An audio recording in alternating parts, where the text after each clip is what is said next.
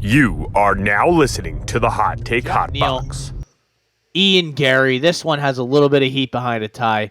Ian Garry wore the T-shirt with Geoff Neal's mugshot on it, and then proceeded to act like he didn't do anything wrong and that he was a victim, even though his wife made the T-shirt.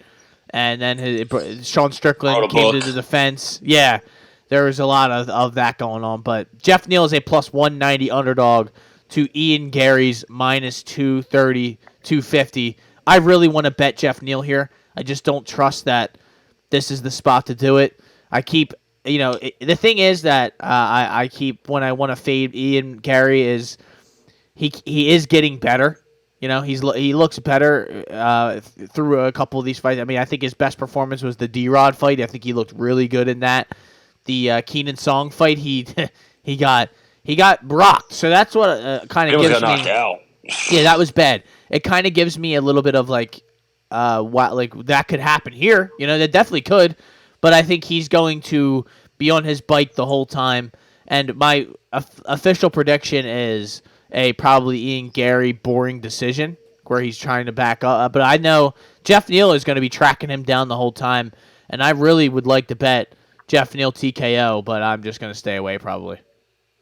Yeah. I'm going to go Ian Garry decision. I think he apparently he was also very nice to Geoff Neal before he made the mugshot. Well, obviously you said his wife made the mugshot, so that makes sense. He's kind of just been a pawn most of his life, it seems like. He tries this cheap McGregor impression that's really just bad. Did you see he might be too big to go back to Ireland now? That's what he said. I did not see that. He fears that he's going to get too big, but so that he can't have a fight in Ireland. So make that make sense. Yeah, whatever that even means. Yep. I'm not sure if that's also. I'm not sure anybody is too big to go back to Ireland. Are you kidding me? That place is amazing. However, he has a bunch of finishes on his record, but he doesn't really chase it. That's why I feel comfortable with the decision play here. I mean, this last fight against Neal Magny, that was just. I mean, he could have knocked him out with leg kicks, and he didn't. So yeah. The D-Rock fight was quick. Sure, the Kenan Song fight almost went the distance. The Gabe Green and Darian Weeks fights did go the distance. Jordan Williams almost got out of the first round. He was actually having some success in that first round against Ian Garry too. So I worry when he runs into somebody who's a better striker than Geoff Neal. Geoff Neal kind of just has that left hook. That's pretty much it. I mean, he does look like he's in his best shape. He talked about how he had sepsis and heart failure and COVID during that time a couple years ago. So that's terrifying. I just, coming back from that seems a little difficult in my opinion. He has the hard hooks. He has legit KO power, but he just headhunts. Doesn't go to the body, doesn't go to legs. He's pretty much 80% to the head in every single fight besides his first two, which ended quickly. So sometimes 80, 85, 90% to the head. So, I mean, he does have a good head kick. We've seen him actually throw that before, the left head kick. But he also slows down a lot in fights. He's also very inconsistent. We sometimes just get different versions of him in different fights. The Neal Magny, when he fought Neal Magny, that fight was really bad. He looked like shit. And then he looked pretty good he looked amazing against Vicente Luque. And then, got dominated by Shavkat. I don't hold that against him at all. But no. Even the Pons fight was very, very close. He could have even lost that one. And then remember, he starched Mike Perry. So again, it's just back and forth with him. And I don't know. I can't trust him. He's getting older. I don't think he has enough here to really get it. He's really just have to land a huge shot, which I hope happens, and I think can happen.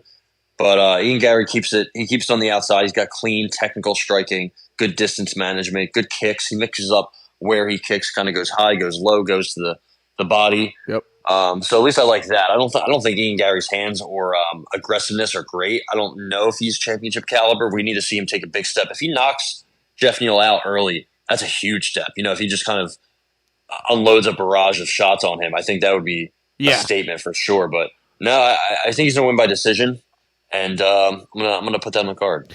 I like that, and I think this fight, I just refuse to bet Ian Garry now. I hate him so much that I can't do it. But I do like that bet by itself. Ian Garry by decision is plus 150.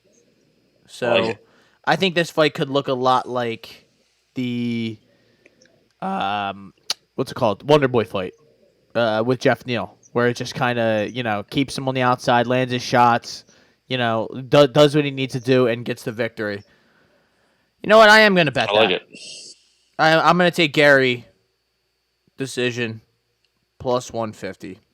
Yeah, he's probably just going to get outstruck, outpaced. I honestly, like, the whole fight, now I'm viewing it as, like, if I win, if he does what I think he's going to do, then I win money. If not, and he gets knocked out, then I'm happy too. So that's and like you said though, I could see him where he lands a shot on Neal and Neal starts doing the chicken dance, and you're like, oh my god. But Yeah. I mean, really, what are the chances? Like he couldn't. The thing is, I have to. It's one of them things where I'm willing to bet and lose because I have to see it happen. I have to see him after what he just did to Neil Magny, and like having basically fighting a guy on one leg and you can't get him out of there. I need to see you get a guy out of there before I start believing in you You are again, now so. listening to the Hot Take Hot Box.